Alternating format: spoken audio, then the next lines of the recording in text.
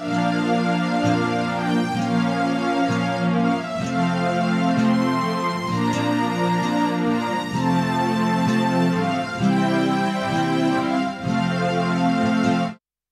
Bapak Ibu Saudara yang dikasihi Tuhan. Selamat pagi, selamat berjumpa kembali dalam Sapaan Kasih GKPB Jemaat Kristus Kasih Jumat 31 Oktober 2025. Marilah kita mengawali hari kita di pagi ini dengan mendengarkan firman Tuhan yang akan menuntun dan membimbing kita melewati hari ini. Marilah kita berdoa. Tuhan, terima kasih untuk hari baru yang kami boleh nikmati hingga saat ini. Kami percaya jika kami ada hingga saat ini semua karena kasih karunia-Mu. Kami akan memulai hari kami, biarlah Roh-Mu yang kudus yang akan menguasai hati dan pikiran kami. Sehingga ketika kami melewati hari ini, kami percaya firman-Mu yang akan kami dengar yang akan menuntun dan membimbing kami. Berfirmanlah kepada kami Bapa di sorga karena kami sudah siap membaca dan merenungkannya. Amin. Baik Bapak Ibu Saudara yang dikasihi Tuhan, firman yang kita renungkan pagi ini terambil dari Yeremia 2 ayat 29 yang berbunyi demikian. Mengapakah kamu mau berbantah dengan aku? Kamu sekalian telah mendurhaka kepadaku. Demikianlah firman Tuhan. Dan dari kitab Roma 3 ayat 22 sampai 24 yang berbunyi demikian. Tidak ada perbedaan karena semua orang telah berbuat dosa dan telah kehilangan kemuliaan Allah. Dan oleh kasih karunia telah dibenarkan dengan cuma-cuma karena penebusan dalam Kristus Yesus. Bapak Ibu Saudara dikasihi Tuhan, tema renungan kita pagi ini adalah dasar sejati bangunan iman.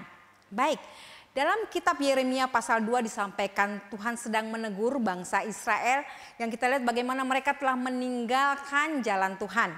Mereka berpaling kepada ilah-ilah lain, mereka melakukan hal-hal yang bertentangan dengan kehendak Tuhan.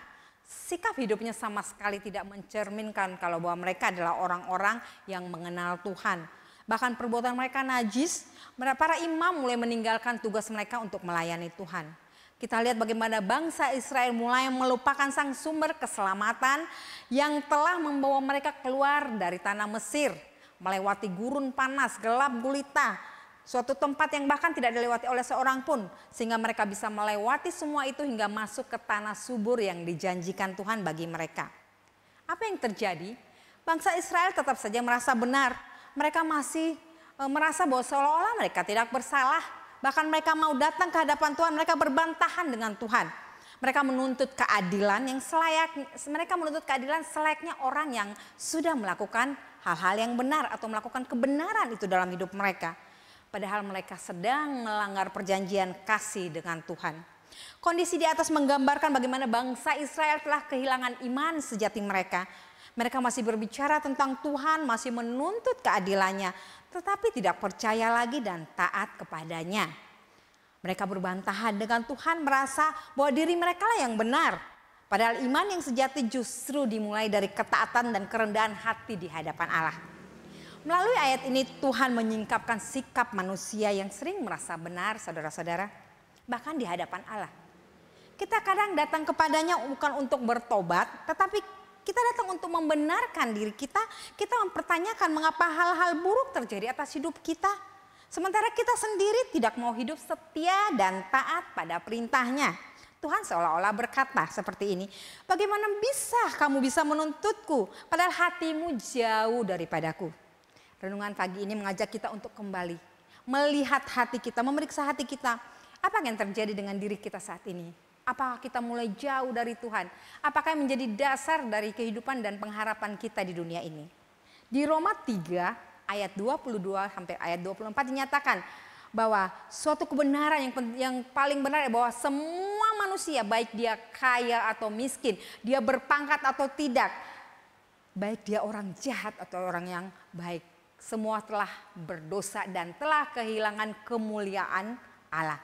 Jadi tidak ada alasan bagi kita untuk membenarkan diri kita di hadapan Allah dengan pencapaian kita dalam dunia ini. Karena bukan itu yang menyelamatkan kita, saudara-saudara. Namun di tengah kenyataan kelam itu, Tuhan memberikan suatu harapan melalui kasih karunia-Nya. Kita dibenarkan bukan karena usaha kita, amal kita, atau kebaikan kita. Tetapi karena kasih karunia yang diberikan secara cuma-cuma. Iman percaya kepada Yesus Kristus, ya, menjadi satu-satunya jalan bagi kita untuk diperdamaikan dengan Allah. Penebusan Yesus Kristus di kayu salib menjadi jalan agar kita yang berdosa bisa dipulihkan dan diterima kembali oleh Allah. Jadi inilah inti dari iman Kristen.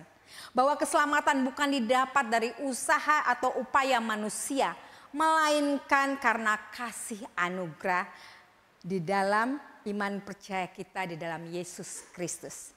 Di tengah gereja yang sedang memperingati hari reformasi, kita diingatkan kembali bahwa dasar sejati bangunan iman kita adalah Yesus Kristus. Tidak ada yang lain. Reformasi merupakan panggilan untuk melakukan perubahan, pembaharuan diri setiap hari sehingga kualitas hidup kita semakin sesuai dengan Injil Kristus yang menjadikan Yesus Kristus dasar kehidupan dan pengharapan kita. Ya, tentu saja yang akan terpancar lewat tutur kata kita, sikap hati kita, dan perilaku kita sehari-hari. Selamat mereformasi diri agar semakin segambar dengannya. Amin.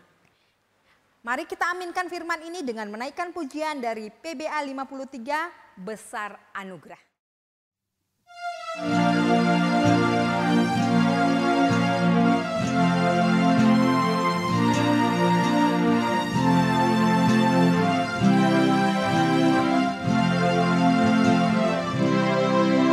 Ku ada sebagaimana ku ada, berdiri menghadap tatamu Bapa,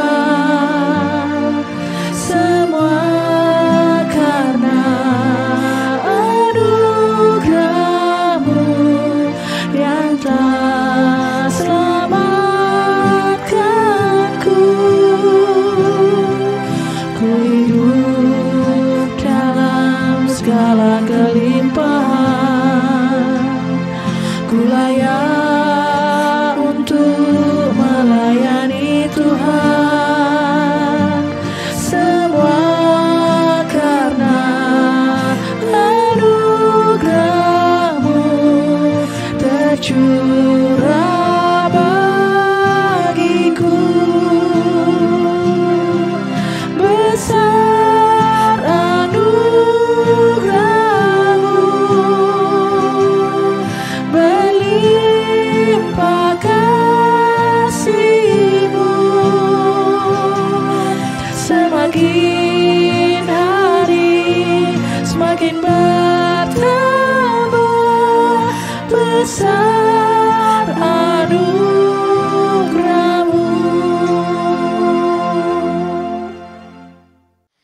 Baik Bapak Ibu saudara dikasihi Tuhan, mari kita berdoa. Tuhan, terima kasih atas kasih karunia-Mu yang membenarkan kami tanpa syarat.